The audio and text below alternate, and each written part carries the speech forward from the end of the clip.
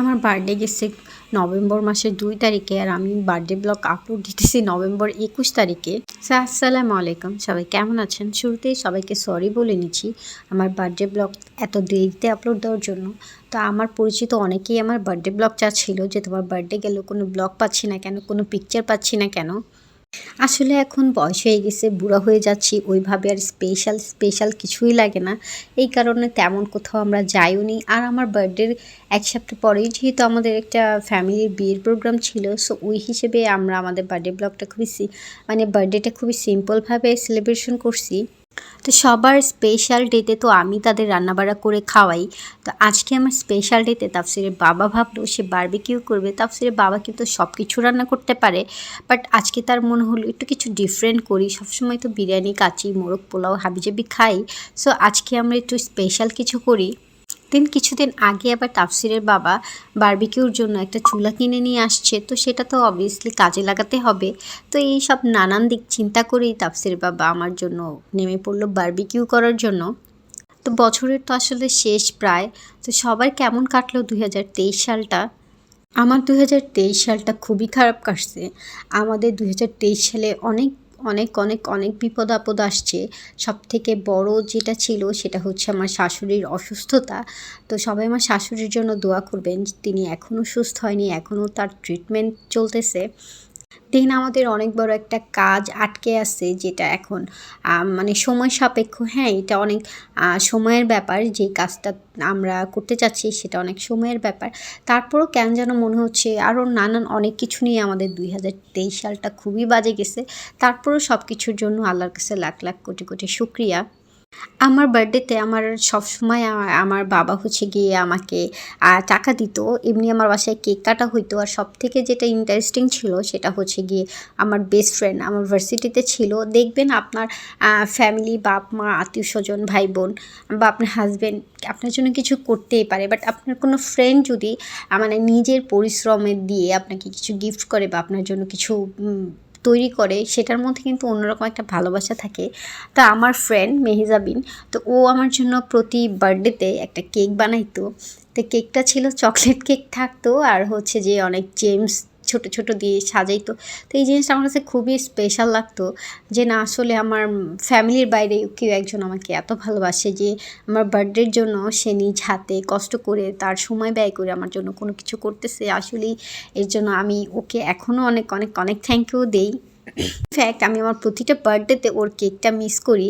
তো এইখানে হচ্ছে গিয়ে আমরা বারান্দাটা বেছে নিছি বারবিকিউর জন্য, কারণ ছাদে আসলে আমরা যেতে চাচ্ছিলাম না। সো আমরা বারান্দার মধ্যে করতেছি। আর এই যে ভিডিও কলে আমার ননদ, সে জয়েন করলো। সে তো এখন আসতে পারতেছে না, সেও খুবই মিস করতেছিল।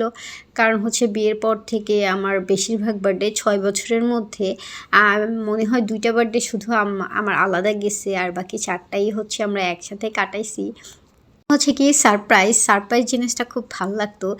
আমার বিয়ের পর আমার ফার্স্ট বার্থডের কথা আপনাদের সাথে শেয়ার করি। সেটা একটা মজার কাহিনী, কষ্টেরও কাহিনী। সেটা হচ্ছে গিয়ে আমার ফার্স্ট বার্থডের মধ্যে, আমার বিয়ে যেহেতু আগস্ট মাসে হয়, সো আমার বার্থডে নভেম্বরে। তা আমার সেদিন হচ্ছে কি আমার আব্বু আম্মু আমাকে বাসায় যাইতে বলে নাই যে আমার বার্থডে। আব্বু আম্মু চিন্তা করছে ঠিক আছে বিয়ের পর প্রথম বার্থডে, সে তার হাজব্যান্ডের সাথেই থাক। তো সেই হিসাব করে আব্বু আম্মু আমাকে বাসায় যাইতে বলে নাই। এদিকে তাফসিরের বাবা, সে আমার জন্য কিছুই করে নাই। সে হচ্ছে গিয়ে রাত 9:30-9টার দিকে আমাকে বলতেছে একটা কি কেক আনবো?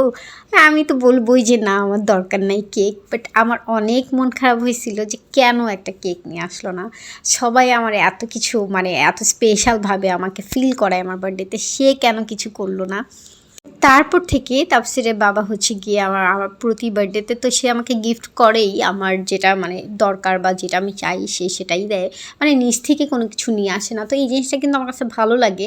আমিও কাউকে কিছু গিফট করলে তাকে জিজ্ঞেস করে নিই যে তোমার কী দরকার, তোমার কী লাগবে। কারণ আমি আন্তাজে একটা কিছু দিয়ে দিব, সেটা তার নাও প্রয়োজন হতে পারে, বাট সেটা তার থাকতেও পারে। তাই আমিও এই কাজটা করি। দেন তাফসির বাবাও এই কাজটা করে, সবসময় আমাকে জিজ্ঞেস করে যে আমার কি চাই বা আমার কি পছন্দ, দেন সে আমার জন্য সেই গিফটটা নিয়ে আসে। এরপরে ৩ নম্বর বার্থডেতে আমাকে তাফসিরের বাবা করছিল কি, আর আমি ঘুমাইয়াছিলাম। অন্য সবটাতে তো সে আমাকে জানাইয়াই, দ্বিতীয় বার্থডেতে, প্রথম বার্থডেতে গেল এরকমভাবে, দ্বিতীয় বার্থডেতে সে আর কি আমার জন্য কেক টেক নিয়ে আসছিল, গিফট টিফট নিয়ে আসছিল, সেটা আমি জানতাম। বাট ৩ নম্বর বার্থডেতে হয় কি, আমি আসলে সারাদিন ওই বাবুকে নিয়ে, তাফসিরকে নিয়ে করতে করতে সন্ধ্যাবেলা ঘুমায় যাই, আমার এত খেয়াল থাকে না। আমার ননদ আর তাফসিরের বাবা তারা চুপি চুপি আমার জন্য একটা কেক নিয়ে আসে, দেন হচ্ছে সেটা আমরা কাটি।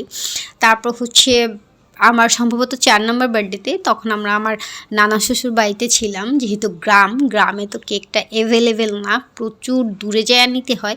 তো সেই কেকটা তাফসিরের বাবা আর আমার একটা ভাসুর যেয়ে নিয়ে আসছিল, কেকটা পুরো ডালডার কেক ছিল। সো তখন এরকম আমার একটু তাফসিরের বাবার সাথে রাগ ছিলাম, কারণ আমি চাচ্ছিলাম ঢাকাতে আমি বার্থডেটা, মানে আমার বার্থডের দিন থাকবো আমার আব্বু আম্মুর কাছাকাছি। সো ওইটা যেহেতু হয় নাই, আমরা গ্রামে গেছি, তো এই কারণে তাফসিরের বাবার উপর আমি খুবই মানে বিরক্ত ছিলাম। তো আমি দেখতেছি, আমি শুয়ে আছি, দেখতেছি তাফসিরের বাবা মানে কেমন লুকোচুপি করতেছে, আমার ননদকে ডাকতেছে বাইরে। দেন হচ্ছে আমার শাশুড়ি গেল, মানে কেকটা ছিল আমার বড় মামা শ্বশুরের ঘরে। দেন আমরা সবাই মিলে ওরা সবাই মিলে ওইখানে আর কি সব কিছু গুছাইলো টুছাইলো, দেন আমাকে ডাকতেছে ওইখানে যাওয়ার জন্য। আমি তো কেকটা দেখে পুরাই অবাক, যে এই গ্রামের মধ্যে আসলে ওইটা বেশি স্পেশাল ছিল, কারণ ওরকম একটা গ্রাম, মানে ওইটা পুরাই গ্রাম, আশেপাশে তেমন কোনো ভালো মুদি দোকানও নাই, সেই জায়গাতে কেক অনেক দূর থেকে নিয়ে আসতে হয়েছিল। তো যাই হোক, এখানে বারবিকিউটা কিন্তু খুবই মজা হয়েছে।